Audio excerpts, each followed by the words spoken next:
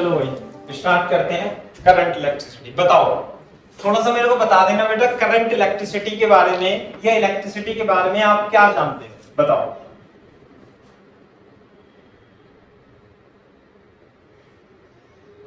कुछ तो बता दो। जैसे आपने किसी भी कंडक्टर से चार्ज फ्लो होना। हाँ नहीं, बिल्कुल सही बात है, कंडक्टर से चार्ज फ्लो होना, बिल्कुल सही बात है, ये तो बेसिक डेफिनेशन है। लेकिन मैं ऐसे पूछ रहा हूँ प्रैक्टिकल लाइफ में, अपने घर में या कहीं बाहर जाते हो या कुछ भी, जो करंट के बारे में, इलेक्ट्रिसिटी आ गई जा गई, ये टर्म जो सुनी है वो कुछ जानते हो तो बताओ। प्रैक्टिकल, प्रैक्टिकल, थ्योरेटिकल नहीं, प्रैक्टिकल।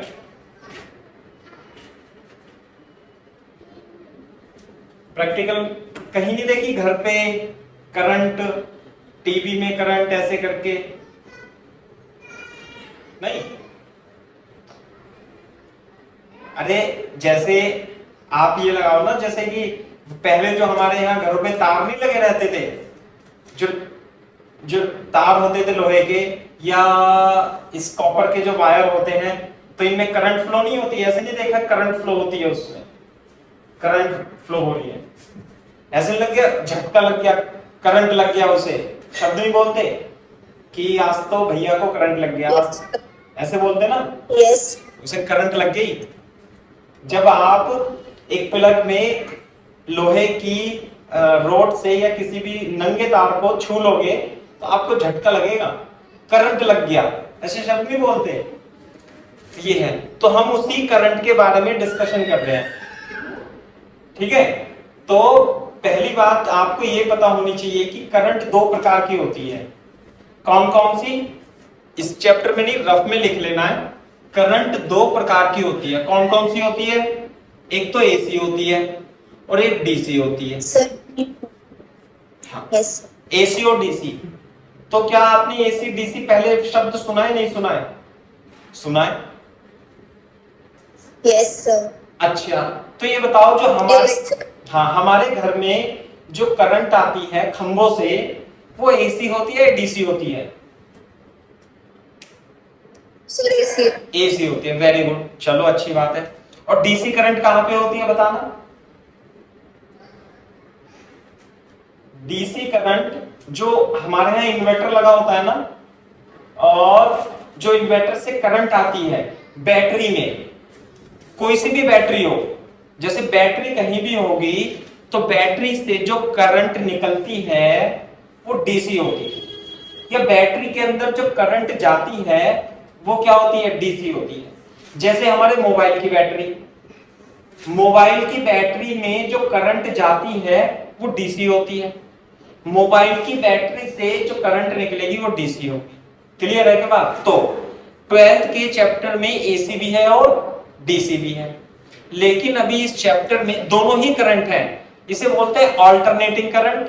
क्या बोलते हैं इसे? Alternating current. रफ में लिख लेना बेटा। और डीसी को क्या बोलते हैं बेटा? Direct current. क्लियर है क्या बात? एसी और डीसी ये होते हैं। तो इस चैप्टर में हम पहले पढ़ेंगे डायरेक्ट करंट के बारे में।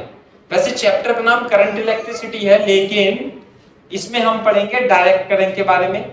ऑल्टरनेटिंग करंट दूसरा चैप्टर है, चैप्टर नंबर 8 या 9 होगा, है ना, उसमें हम पढ़ेंगे ऑल्टरनेटिंग करंट। इसका अलग डिस्कशन है, इसका अलग डिस्कशन है। समझ में आई बात? ठीक है भाई, ये कॉपी कर लो और लिखो करंट क्या होती है ना, डेफिनेशन लिख लो। What is current? क्वेश्चन ही लिखा देता हूं मैं, व्हाट इज करंट, ऐसे, व्हाट इज करंट, ये बात है। व्हाट इज करंट लिखो, क्या होती है भाई करंट?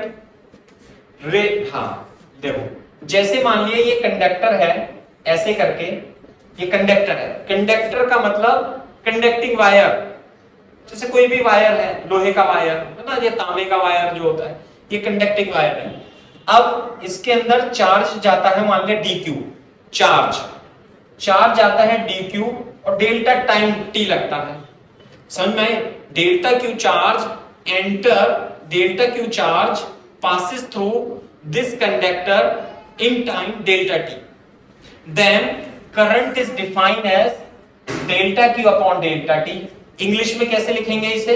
देखो, the rate of flow of charge, the rate of flow of charge through a conductor is called electric current. ये इसकी डेफिनेशन होती है. The rate of flow of charge through a conductor is called electric current. Copy करो.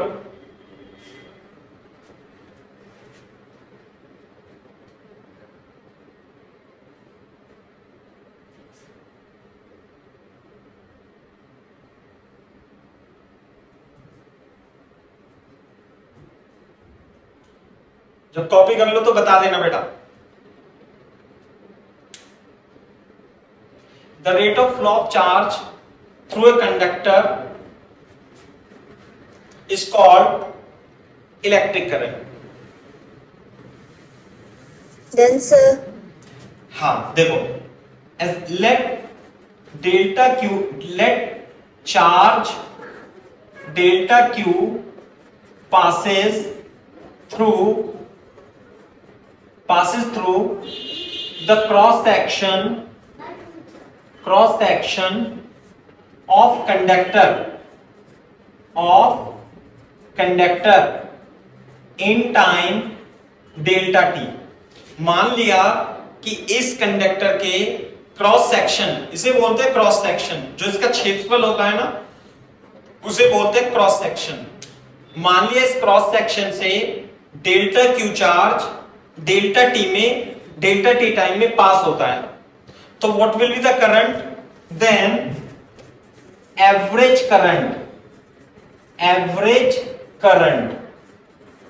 Current को कैसे लिखेंगे? I average is equal to total charge flow divided by total time. This is the definition of average current.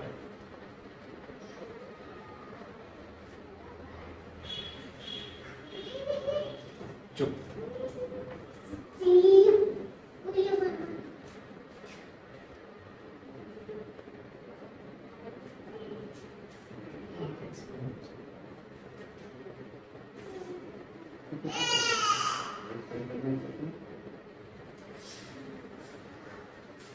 हाँ sir, ठीक है, मैं चल रहा हूँ ना. आप कल के लिए बता देना. एक तो दूसरा ये है कि जो व्हाट्सएप पर डालो, उस पर डालो, उस पर यूट्यूब पे तो फ्रंट जो है उसको अलग कलर डालो, केमिस्ट्री वाले को अलग करो. चलो वो करो, थोड़ा टाइम सुनने लो. अपने डालो, लेकिन केमिस्ट्री वाले देखना तो होता है फिजिक्स का अलग केमिस्ट्री. हाँ, कलर ही लगना चाहिए. टाइम लगता है उसमें बनाने. हाँ, मैं आपकी फोटो डाल दूंगा उसमें, बस आपका नाम, आपकी एक्सपीरियंस वो सब डाल दूंगा. बच्चे देख केमिस्ट्री पढ़ने में इंटरेस्टिंग है तो केमिस्ट्री पढ़ने वो तो मैं कर. हाँ फ्रेंड्स.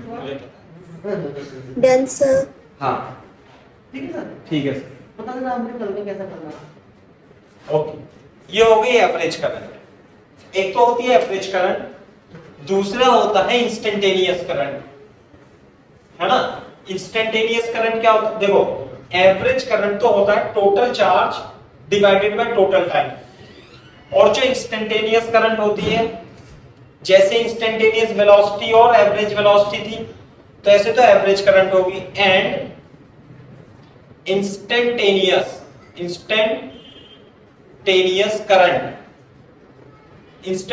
करंट को हम डिफाइन करते हैं IT से, यानी किसी क्षण जो करंट होती है instantaneous current is equal to limit delta t tends to 0 is equal to delta q upon delta t.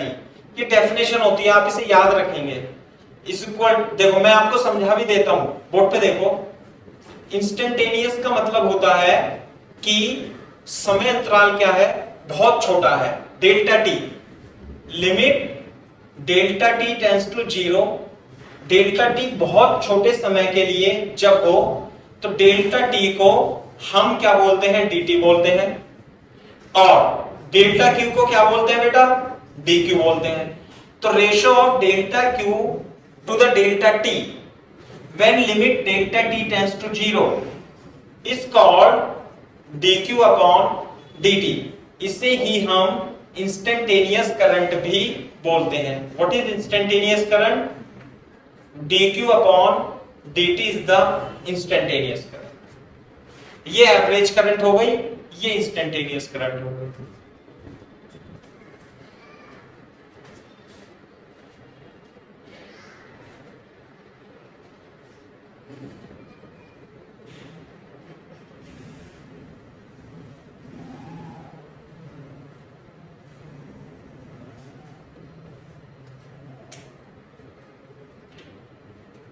Done, sir. अच्छा जी, तो ये हो गई व्हाट इज करंट की डेफिनेशन। क्लियर है बात? दूसरा एसआई यूनिट, एक minute, it is a scalar quantity. ये कैसी क्वांटिटी है? It is a scalar quantity. Current किस प्रकार की क्वांटिटी होती है बेटा? स्केलर क्वांटिटी होती है। दूसरा SI unit of current is A for ampere. क्या होगी बेटा? एम्पियर होगी। और coulomb per second, coulomb per second. Ampere भी बोलते हैं और कूलम पर सेकेंड भी, जनरली एम्पियर यूज करते हैं। ऐसा unit of current is ampere.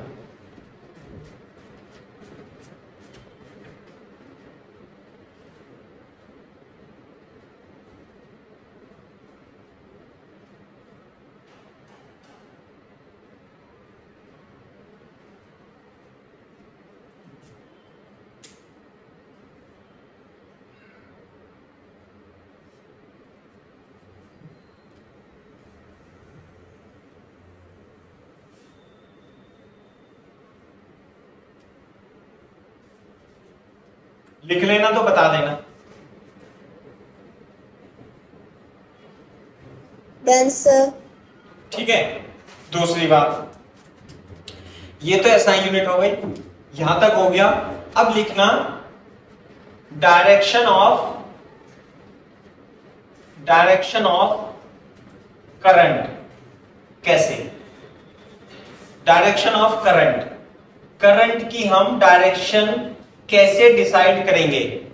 ध्यान देना, जो इंटरनेशनल सिंबल है, जो इंटरनेशनल सिस्टम ऑफ डायरेक्शन है, जैसे कि जिधर प्लस चार्ज फ्लो होता है, ऐसे जिधर प्लस चार्ज फ्लो होगा उधर ही करंट होगी, और जिधर नेगेटिव चार्ज फ्लो होगा, ऐसे करके, तो करंट उसके अपोजिट होगी।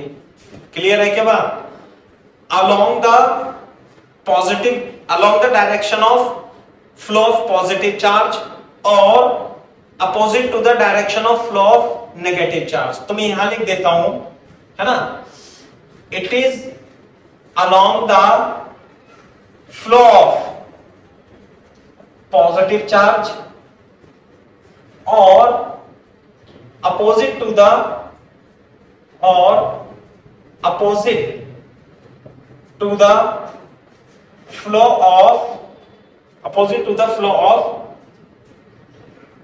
Flow of negative charge. आप इसमें एग्जांपल बना देना इस तरीके से। अगर जो प्लस चार्ज इधर है तो इधर होगी करंट की डायरेक्शन, और अगर जो नेगेटिव चार्ज इधर है तो उसके अपोजिट डायरेक्शन में करंट की डायरेक्शन होती है।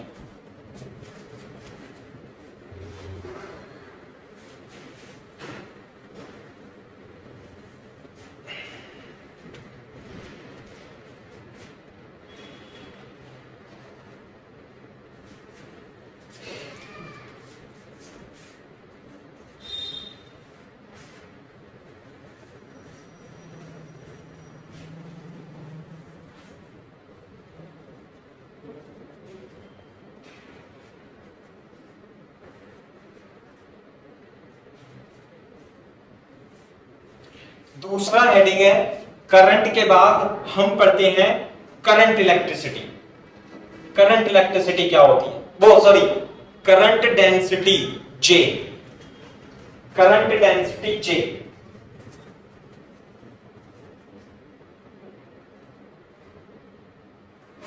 denser, देखो बात, करंट डेंसिटी एक वेक्टर क्वांटिटी होती है और वो कैसे डिफाइन करते हैं? मान लिया ये हमारे पास कोई कंडक्टर है ऐसे, और इसमें करंट फ्लो हो रही है ऐसे, ऐसे करंट जा रही है, इस तरीके से करंट जा रही है, और इसका एरिया ऑफ क्रॉस सेक्शन कितना है? A, ये तो हो गया एरिया, और करंट टोटल कितनी करंट जा रही है? I। तो मैं इधर रफ में लिख देता हूं, जो करंट डेंसिटी होगी वो current per unit area, current per unit area passing through a conductor is called current density at A point in the conductor. I upon एक रेशो को हम क्या बोलते हैं? करंट डेंसिटी बोलते हैं, है ना। तो आप इसकी डेफिनेशन लिख लो, है ना। देखो, द करंट डेंसिटी, पहले चित्र बनाना ऊपर और फिर लिखना, पहले लिख लो जगह छोड़ के। The current density at A point in a conductor at a point in a conductor is defined as ratio of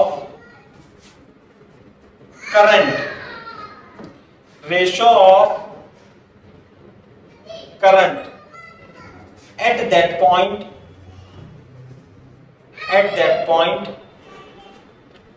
to the area of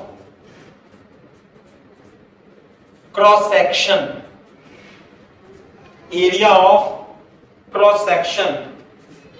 of the conductor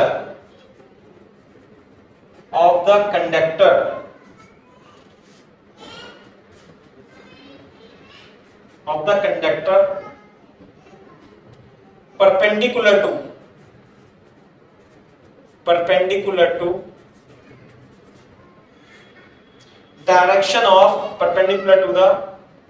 direction of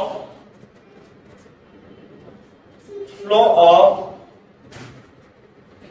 current। एक बार लिख लो इसे, मैं बताता हूं फिर।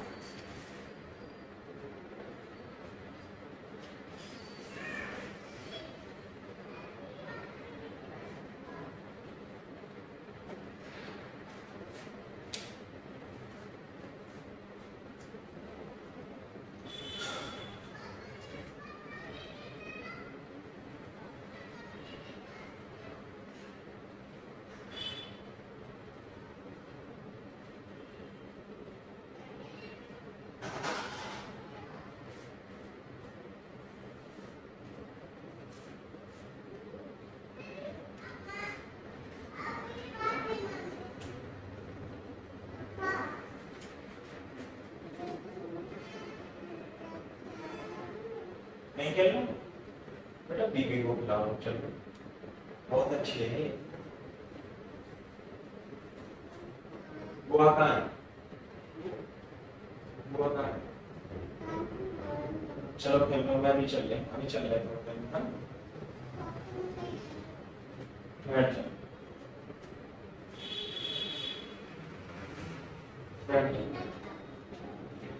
हाँ भाई लिख लिया बच्चों? तो yes, करंट डेंसिटी क्या लिखेंगे? I upon A, that is I upon A, ये एरिया हो जाएगा A, और करंट कितनी निकल रही है इससे I, और एरिया कितना हो जाएगा A।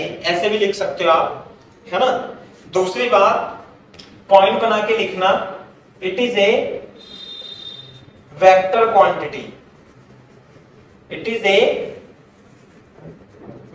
क्वांटिटी, कैसी क्वांटिटी है? वेक्टर क्वांटिटी है ना, ये वेक्टर होता है। दूसरा SI unit of current density, बता सकते हो इसकी SI यूनिट कितनी होगी बेटा? I की SI यूनिट एम्पियर और एरिया की unit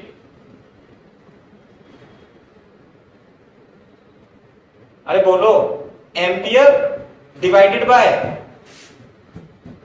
coulomb per second upon metre square. हाँ, कूलम पर सेकंड तो होती है, लेकिन करंट को एम्पियर बोलते हैं बेटा, एम्पियर अपॉन मीटर स्क्वायर, ये कह रहा हूं मैं, एम्पियर अपॉन मीटर स्क्वायर इसकी SI यूनिट होती है ना। दूसरी बात, डायमेंशनल फॉर्मूला बता सकते हो करंट डेंसिटी का?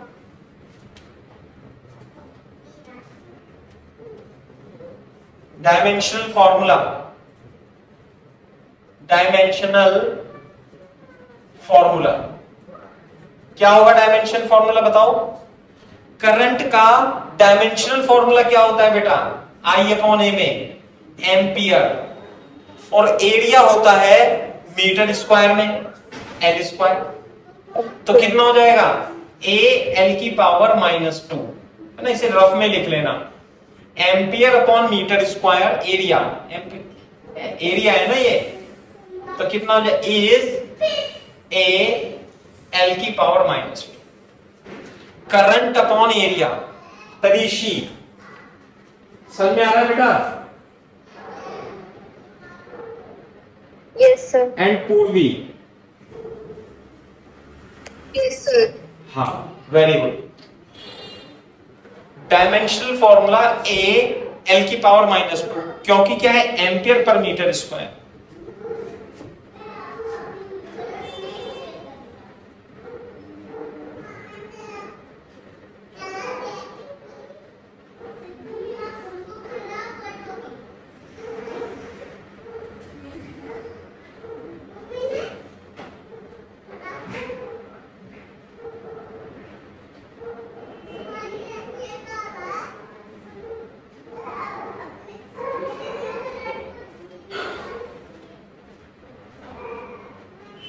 कॉपी करो तेजी से।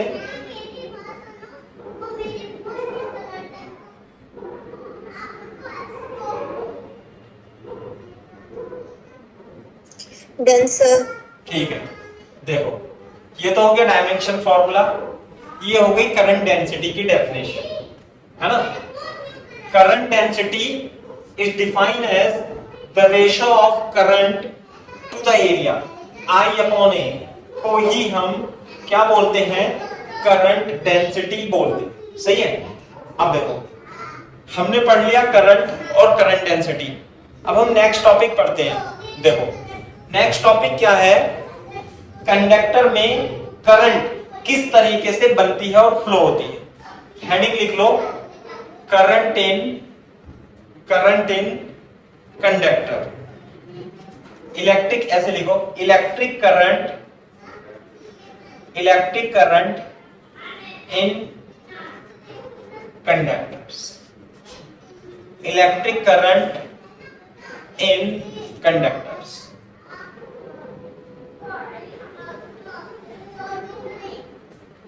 देखो अगर जो हम कंडक्टर को कंसीडर करें तो कंडक्टर की जो प्रॉपर्टी होती है, यहां पे लिख लेंगे दिस इज कंडक्टर।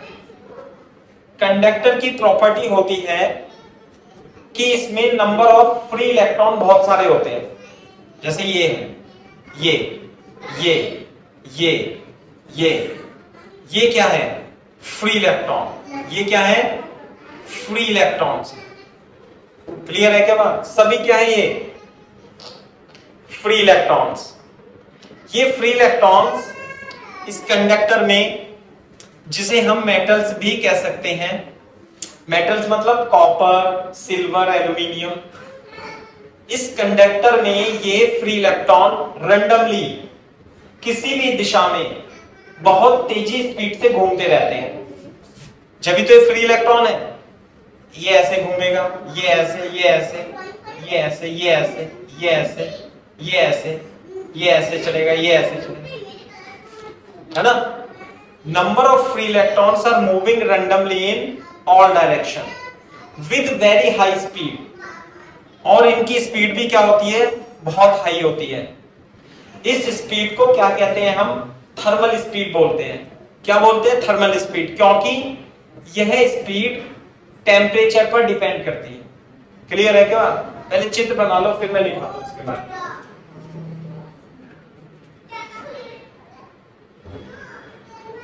चुप।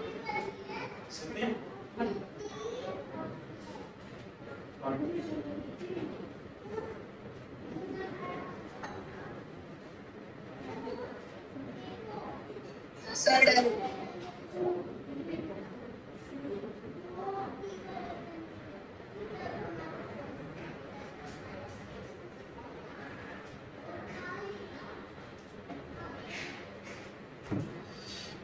Sir, done. लिख लो, इसके बारे में मैं लिखा देता हूं कि पहले तो हम कंडक्टर के बारे में पढ़ेंगे। लिखो, कंडक्टर्स आर, इसे लिखेंगे मेटल्स आर, कंडक्टर्स नहीं, metals are very good conductor, metals are very good conductor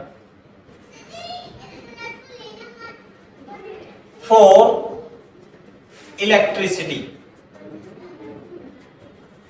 Metals are very good conductors for electricity because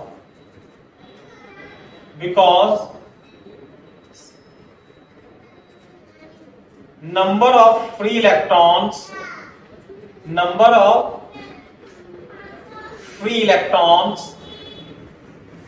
are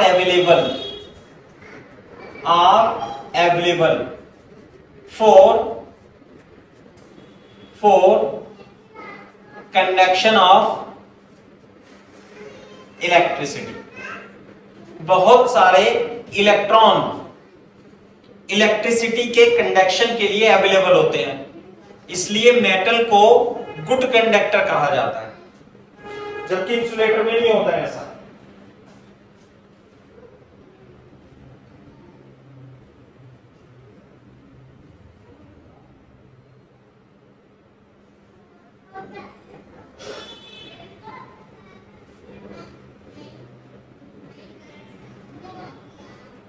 आगे लिखेंगे इधर,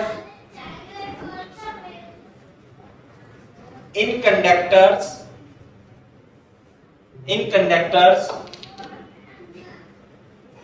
फ्री इलेक्ट्रॉन्स, पहले इसे कॉपी कर लो, बता देना मेरे को।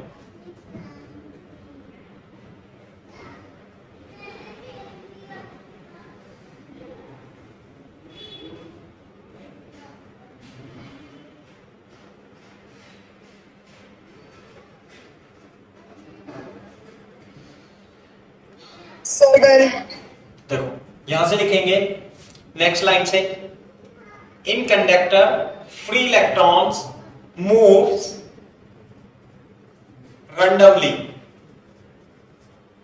randomly in all direction with very high speed, very high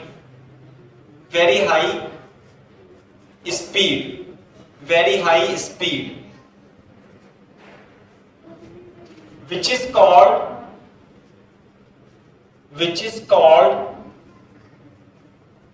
thermal speed of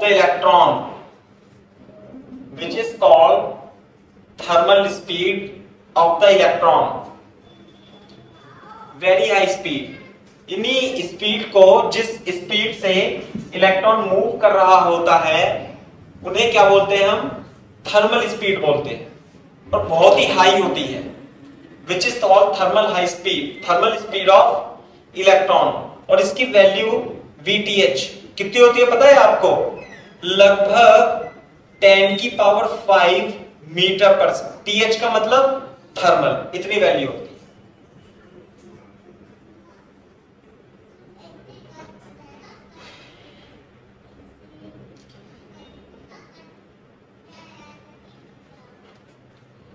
ये जो थर्मल स्पीड होती है, थर्मल थर्मल का मतलब होता है टेम्परेचर के कारण स्पीड आ जाती है।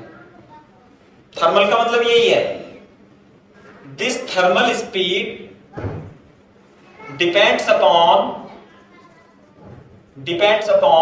Temperature, depends upon temperature,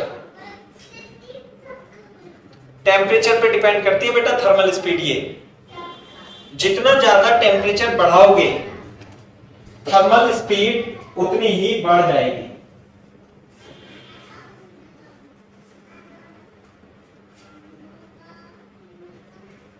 depend upon, मैं इधर लिख देता हूं टेम्परेचर,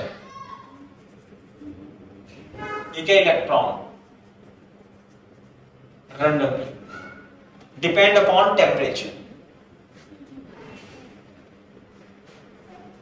थर्मल स्पीड टेम्परेचर पर डिपेंड करती है। बोर्ड पे देखो,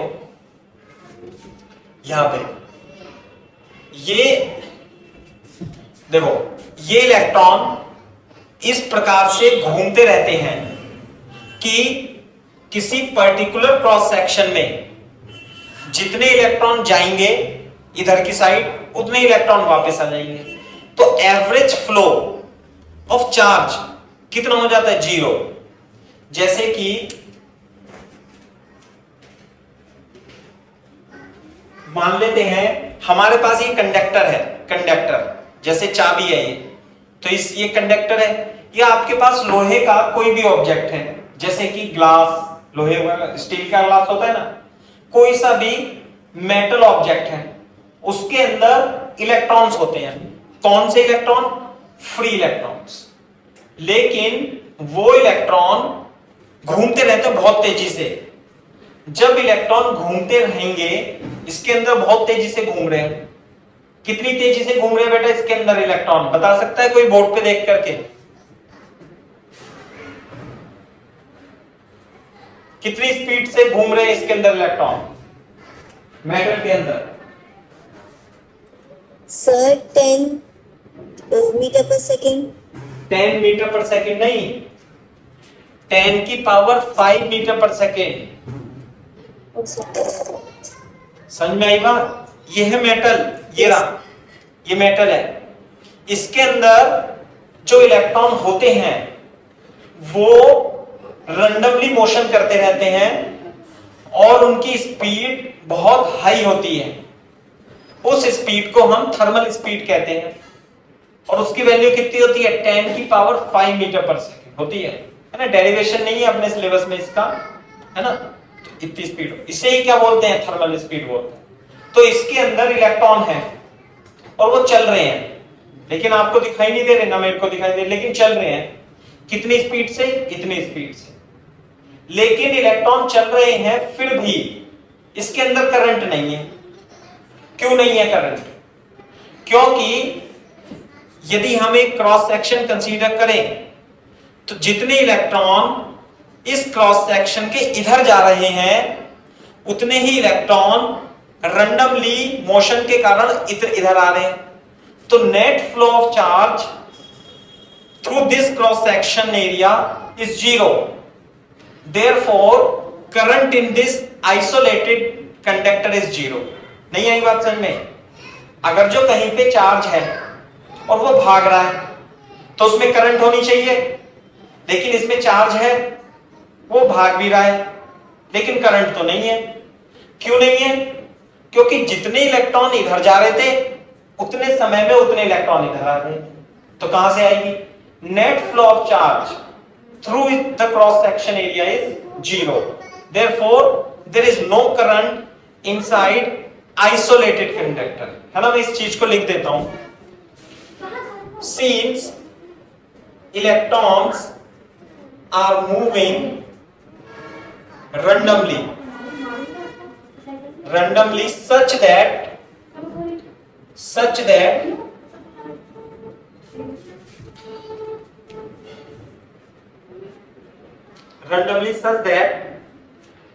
total number of electrons passing through a cross section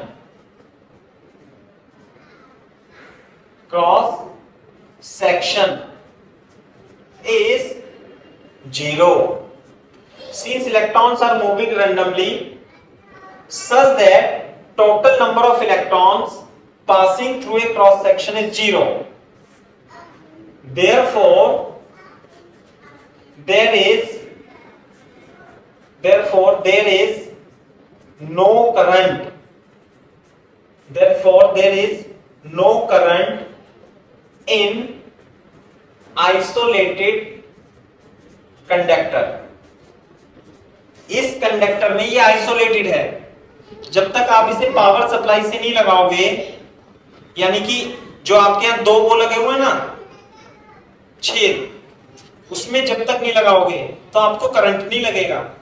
आप इसे तार से टच करा दो करंट वाले तो लग जाएगा ना, इसमें तो नहीं लगेगा.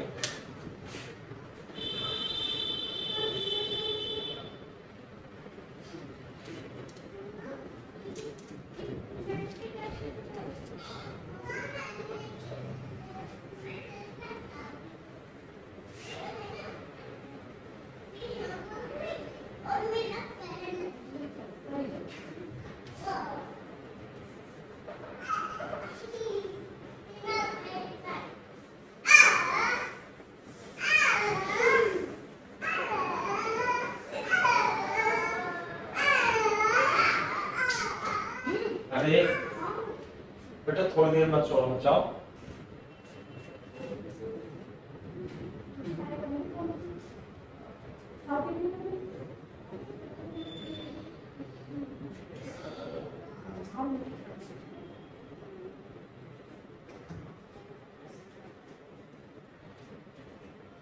जब कॉपी कर लो तो बता देना बेटा.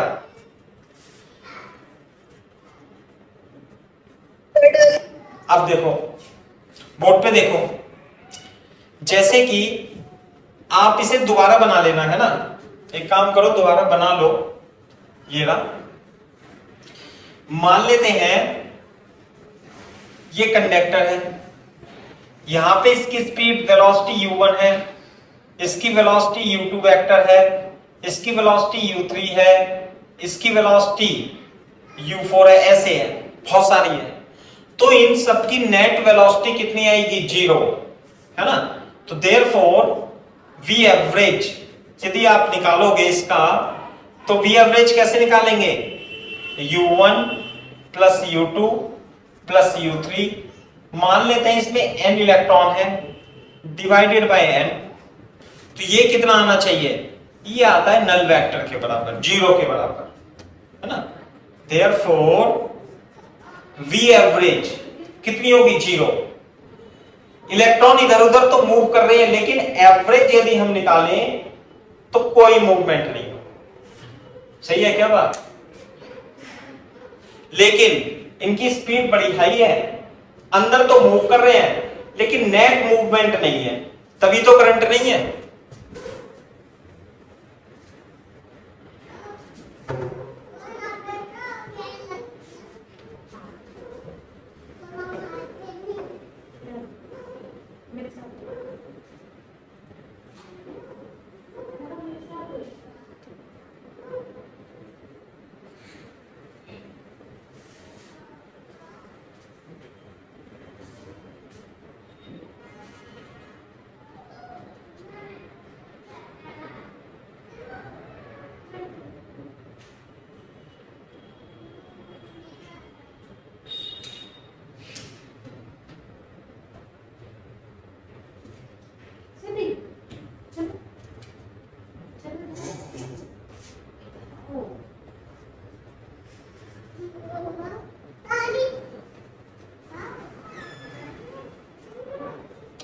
ड्रिफ्ट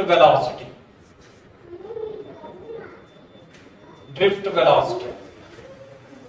थर्मल वेलोसिटी तो बहुत हाई होती है, लेकिन एवरेज जीरो होगा। W का ड्रिफ्ट वेलोसिटी देखो,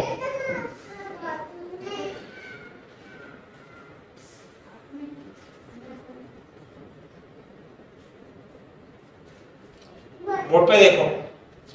अब हम क्या करें, इस कंडक्टर में करंट फ्लो कराने के लिए हम क्या करते हैं, हम इस कंडक्टर को एक बैटरी के अक्रॉस कनेक्ट कर देते हैं।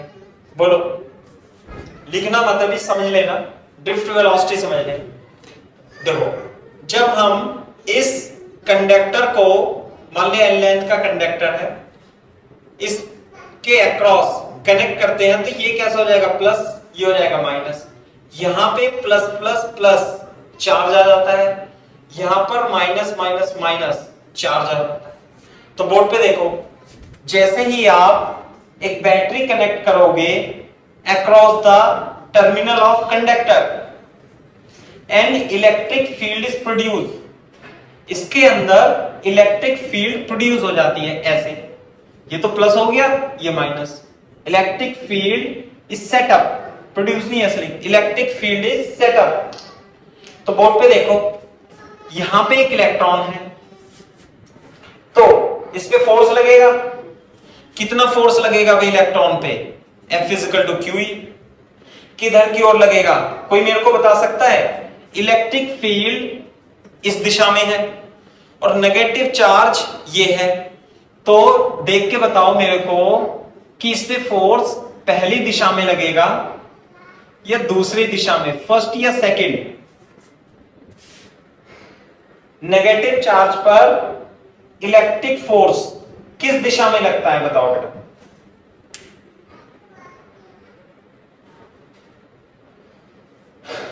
अरे बोल दो सर, नेगेटिव पॉजिटिव। फर्स्ट में या सेकंड में, ये पूछ रहा हूं मैं। फर्स्ट में, सेकंड। सेकंड में लगेगा, है ना? क्यों लगेगा सेकंड में? क्योंकि इलेक्ट्रिक फील्ड में जो फोर्स लगता है प्लस क्यू चार्ज पर, अलोंग द इलेक्ट्रिक फील्ड लगता है। देखो, ये इलेक्ट्रिक फील्ड है ऐसे, और यहां पे प्लस क्यू चार्ज रखा हुआ है, तो फोर्स किधर लगेगा, इधर। जबकि यदि ये नेगेटिव चार्ज है माइनस क्यू, और इलेक्ट्रिक फील्ड ऐसे है ऐसे, तो फोर्स किधर लगता है, इधर। और कितना फोर्स लगता है, QE। क्लियर है क्या बात? तो ये बात होगी। तो देखो इधर, तो इस पे फोर्स जो लगेगा वो लगेगा इधर। कितना लगेगा, QE।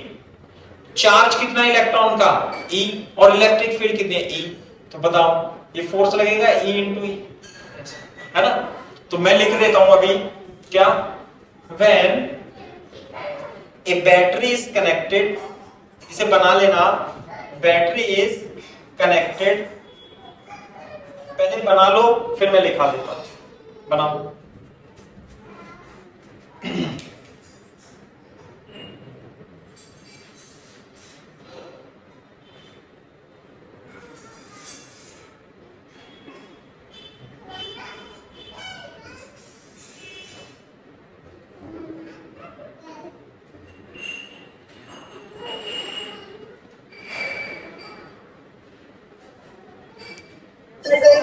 ओके, लिख लो। When a battery is connected across the terminal of conductor, an electric field is produced inside conductor,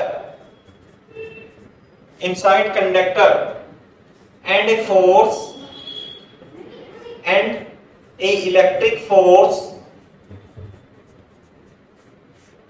F is equal to QE, F is equal to minus QE। Force कितना होता है, Q into E। बेटा Q, electron पे charge कितना होता है, minus E। तो force कितना लगेगा, inside conductor and electric force and an आएगा and an electric force F is equal to minus X on electrons, इतना फोर्स लगने लगा।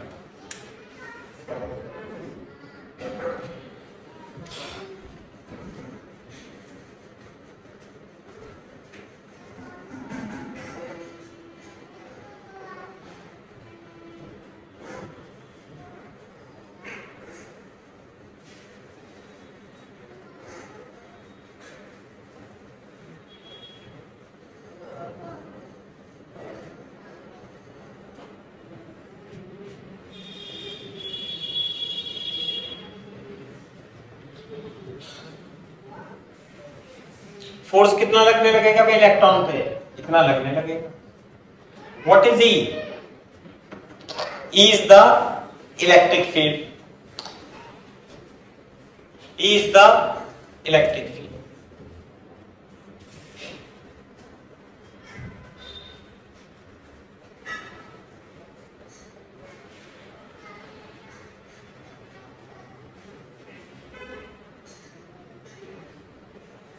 जब ये कॉपी कर लो तो बता देना।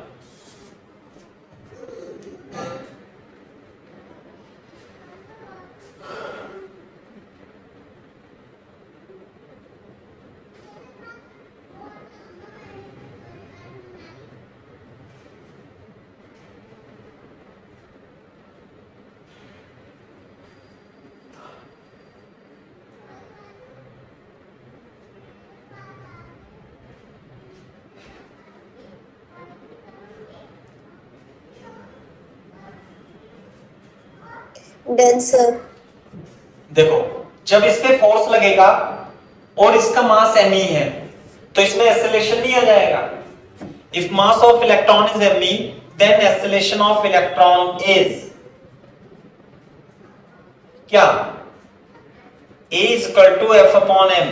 ये समझ में आता है कि F is equal to m से, है ना? लिख लेंगे since F is equal to m में तो एक्सेलरेशन कितना जाएगा? F upon m। F कितना है?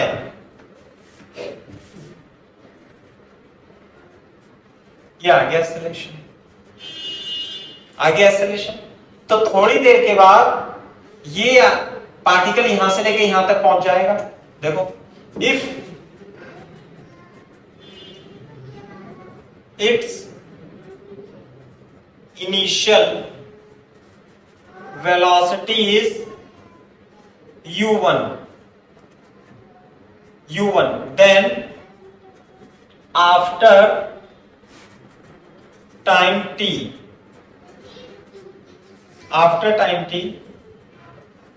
its velocity becomes कितनी? v is equal to u plus at लगा देंगे, v बराबर u प्लस at लगा देंगे।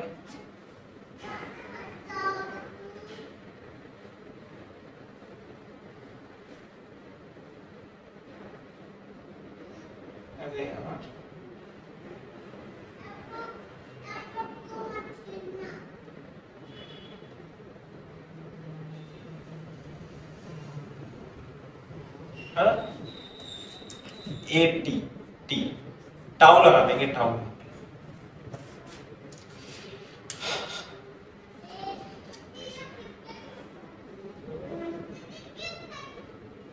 आफ्टर टाइम टाउ 1, ये लिख देना टाउ 1। टाइम को लिखा है हमने टाउ 1 से।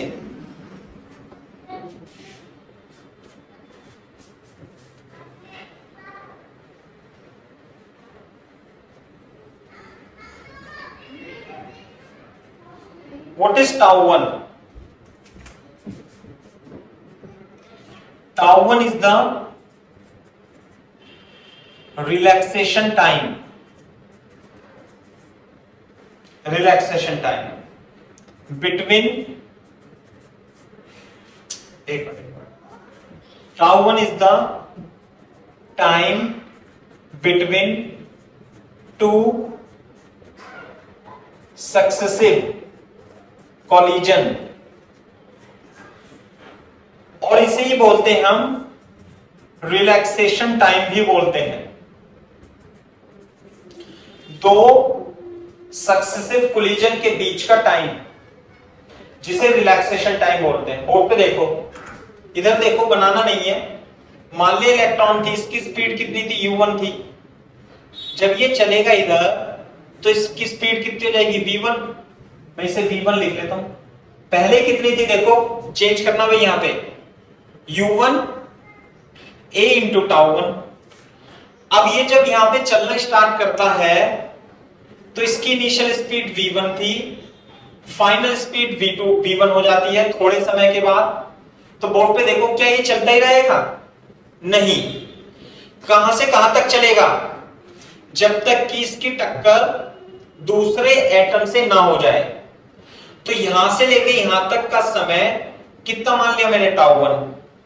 तो इसकी यहां पे स्पीड v1 कितनी हो जाएगी, u1 plus a τ1। What is τ1? Is the time between two successive collision, और इसी टाइम को क्या बोलते हैं, रिलैक्सेशन टाइम। तो वेलोसिटी कितनी हो जाएगी पहले इलेक्ट्रॉन की, u1 plus a τ1।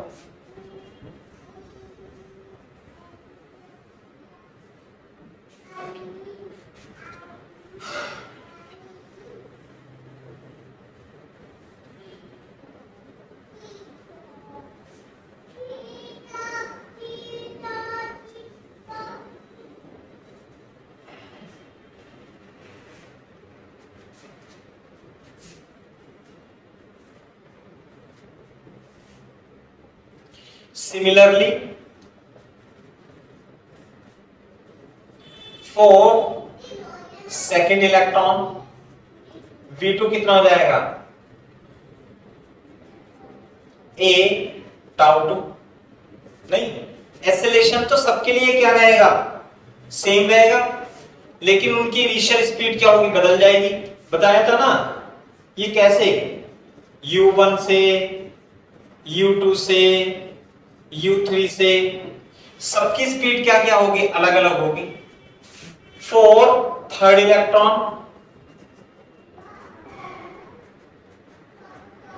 Fourth electron, ऐसी कितने इलेक्ट्रॉन है,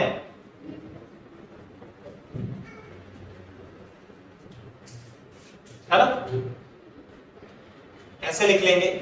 एक काम करो, सिमिलरली ऐसे लिखेंगे, सिमिलरली यहां पे लिखेंगे फॉर सेकेंड इलेक्ट्रॉन, यहां पे लिखेंगे फॉर थर्ड इलेक्ट्रॉन, यहां पे लिखेंगे फॉर nth इलेक्ट्रॉन। ये सही है। या सिमिलरली सेकेंड इलेक्ट्रॉन के लिए, थर्ड के लिए, फोर्थ के लिए।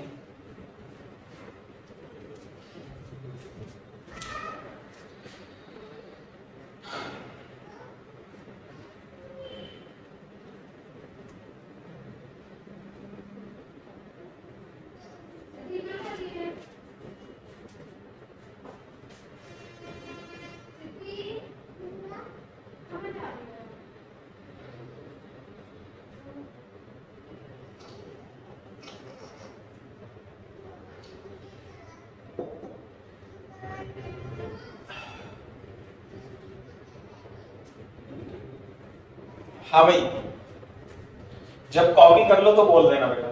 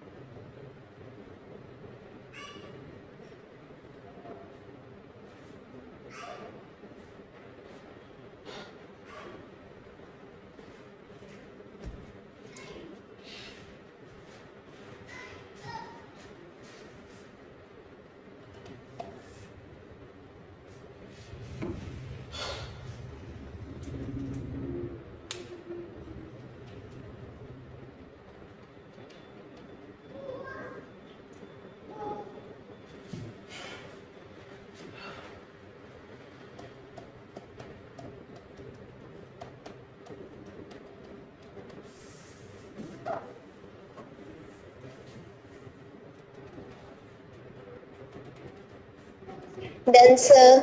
देखो इधर, ये है V1, V2, V3, V4, Vn। कितने इलेक्ट्रॉन थे? n इलेक्ट्रॉन थे। पहले इलेक्ट्रॉन की थोड़े समय बाद स्पीड कितनी हो गई? इतनी। दूसरे इलेक्ट्रॉन की इतनी, तीसरे इलेक्ट्रॉन की इतनी, चौथे इलेक्ट्रॉन की इतनी। कब? बैटरी लगाने के बाद। बैटरी लगाने के बाद उसमें क्या आ जाता है? इलेक्ट्रिक फील्ड आ जाती है, उसकी वजह से फोर्स लगता है, उसकी वजह से एक्सेलरेशन आ जाता है, उसकी वजह से सबकी वेलोसिटी क्या है? बदल जाती है। जब बैटरी नहीं लगी थी तो उनकी वेलोसिटी कितनी थी? u1 थी, u2 थी, u3 थी, अलग अलग थी। लेकिन बैटरी लगाने के बाद फोर्स लगने लगता है इलेक्ट्रॉन पर, इलेक्ट्रॉन की वेलोसिटी बदल जाती है।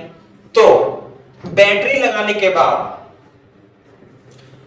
Average velocity, therefore average velocity कैसे निकालेंगे? एवरेज वेलोसिटी सबको जोड़ देंगे,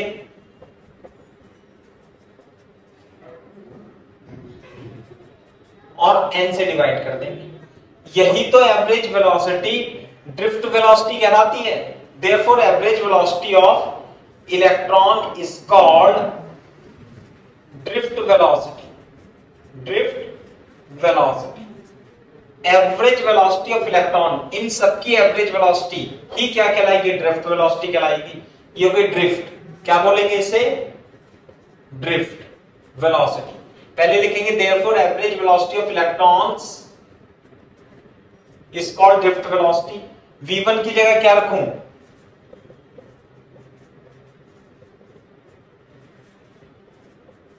τ1।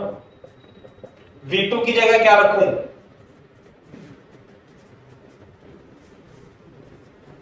τ2। v3 की जगह डैश डैश डैश। vn की जगह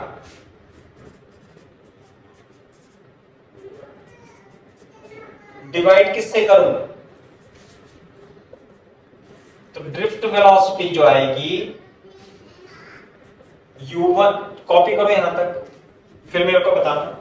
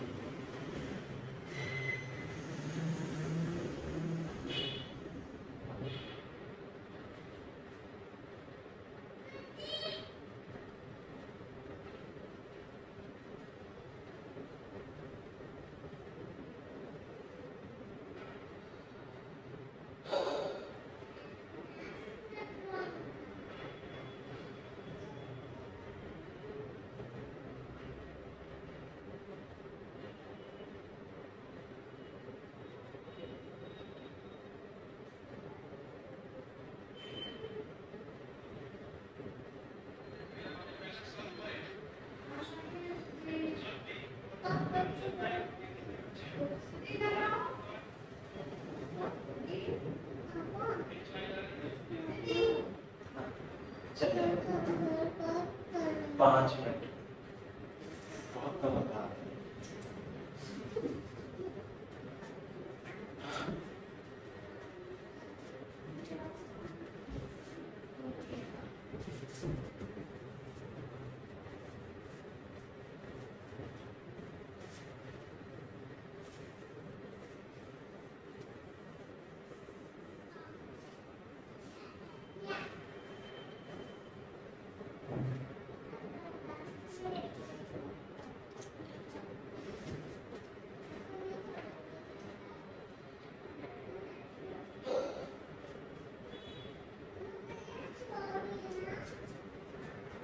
Sir, done. अरे अच्छा, एक मिनट, तुम्हें तो दिखाई भी नहीं दे रहा।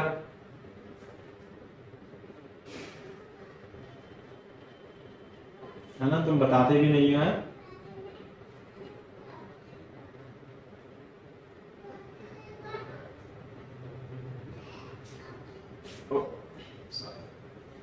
Sir, done.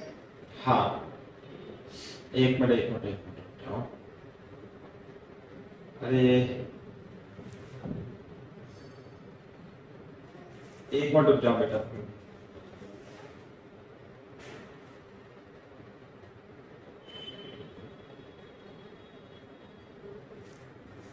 अभी तो क्लास भी नहीं थी इनकी, बच्चे आ गए।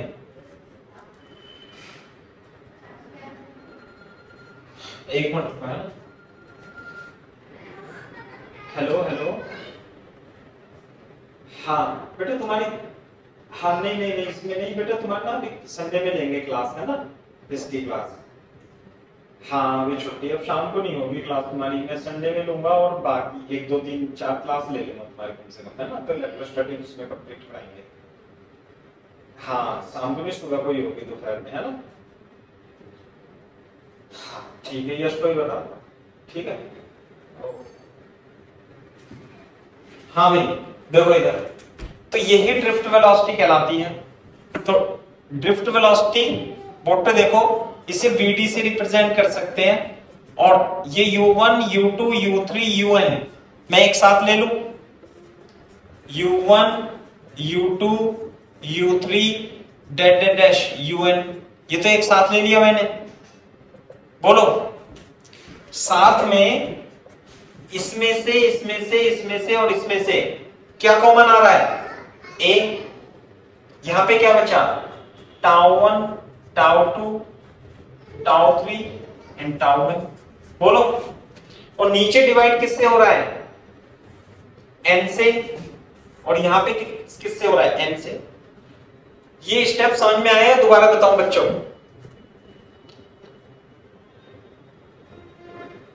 सोनी, पूर्वी सोनी, आगे तो हाँ भाई u1 u2 u3 un एक साथ ले लिया, इसमें से इसमें से इसमें से इसमें से ए कॉमन ले लिया, तो टाउ 1 टाउ 2 टाउ 3 टाउ 1 बच गए। नीचे एन था, इधर एन डिवाइड कर दिया, इधर एन कर दिया। तो अभी देख लो, लिखो मत, सुनो मेरी बात। अभी आपने ये क्या लिखा था? u1 plus u2 plus u3 और un upon n thermal velocity होती है, ये सॉरी एवरेज वेलोसिटी होती है। एवरेज वेलोसिटी कितनी होगी? u1 plus u2 plus u3 n 0। वो देखो इससे पहले ये कितना हो जाएगा? This is equal to 0। तो vd जो होगा 0 प्लस ए अपॉन, और ये हो जाएगा tau. What is tau? Since ऐसे लिख देंगे, u1 plus u2 plus un by n is equal to 0 vector, ये तो 0 लिखाया था अभी, and tau 1 plus tau 2 plus tau 3 tau n divided by n। ये क्या है? ये है टाउ। ये एवरेज, ये क्या है? Average relaxation time, relaxation time, ये एवरेज रिलैक्सेशन टाइम। क्लियर है क्या बात? यहां से लिखोगे और यहां तक। इसे हमने क्या मान लिया? Tau 1 tau 2 tau 3 tau n का एवरेज n से डिवाइड करके इसे हमने मान लिया टाउ, और ये क्वांटिटी तो होती है 0। तो ड्रिफ्ट वेलोसिटी जो हो जाएगी a इंटू टाउ हो जाएगी। और ध्यान से देखो, मैंने एक्सेलरेशन की वैल्यू बताई थी आपको। कितनी एक्सेलरेशन की वैल्यू? माइनस ई अपॉन m इंटू टाउ। समझ में आई बात? तो ड्रिफ्ट वेलोसिटी जो होगी माइनस ई टाउ अपॉन m, चलो m इलेक्ट्रॉन का मास m ही मान लो, इंटू इलेक्ट्रिक फील्ड, ये होगी। This is the drift speed, this is drift velocity, drift velocity.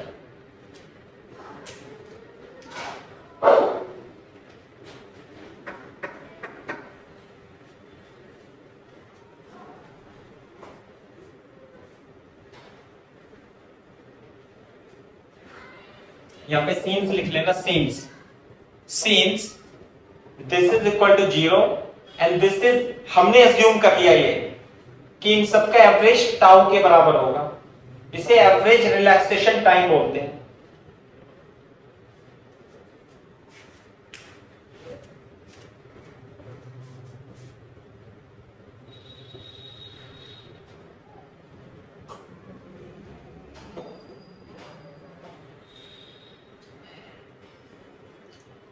थोड़ा डेरिवेशन लंबा हो गया लेकिन करना तो पड़ेगा।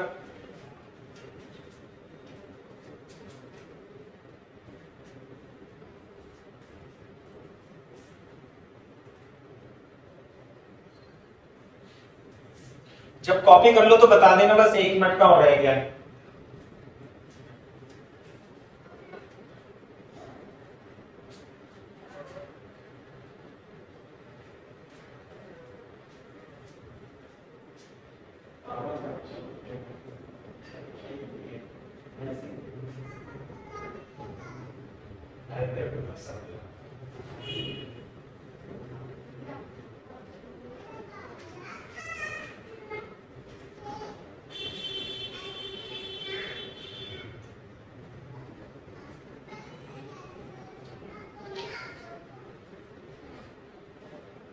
हाँ भाई, हो गया नहीं?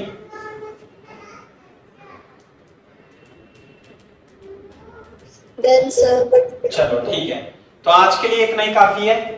ये ड्रिफ्ट वेलोसिटी का एक्सप्रेशन है, इसमें थोड़ा सा और रह गया है, इसे मैं कल जब कराऊंगा जब आप होमवर्क करके दे दोगे, है ना। तो आपका जो होमवर्क है वो है ड्रिफ्ट वेलोसिटी, इसका ड्रिफ्ट वेलोसिटी का डेरिवेशन। समझ में आई बात? ये 5 नंबर में ही आएगा जब ये आएगा तो ड्रिफ्ट वेलोसिटी का। एक बार मैं रिवाइज करा देता हूं फिर से। पहले हमने ये निकाला था, इसे 0 लिखा था, 0 के बराबर लिखा था ना। फिर हमने उसमें बैटरी कनेक्ट की, बैटरी कनेक्ट करने के बाद इलेक्ट्रॉन पे फोर्स लगा, फोर्स की वजह से वेलोसिटी एक्सेलरेशन आ जाता है, एक्सेलरेशन की वजह से v बराबर u प्लस at से उनकी वेलोसिटी आ जाती है। तो जो टाइम t के बाद वेलोसिटी आती है उन सबको निकाल करके उसका एवरेज कर दो, वही ड्रिफ्ट वेलोसिटी कहलाती है। फिर इसमें से u1 u2 u3 कॉमन ले लो, ये तो 0 था, ये पहले पढ़ा था, और इसमें से a कॉमन लेके τ1 τ2 τ3 τ1 डिवाइडेड बाय n, इससे एवरेज रिलैक्सेशन टाइम मान लो। तो ये हो गया। और a की वैल्यू कितनी थी? एक्सेलरेशन, फोर्स अपॉन मास निकाला था ना, ये हो गया। बाकी करेंगे कल, सही है? तो मेरे को कल करके दिखा देना अभी थोड़ी देर में या कल तक, सही है भाई? ओके, किसी को डाउट हो तो पूछ सकते हो आप।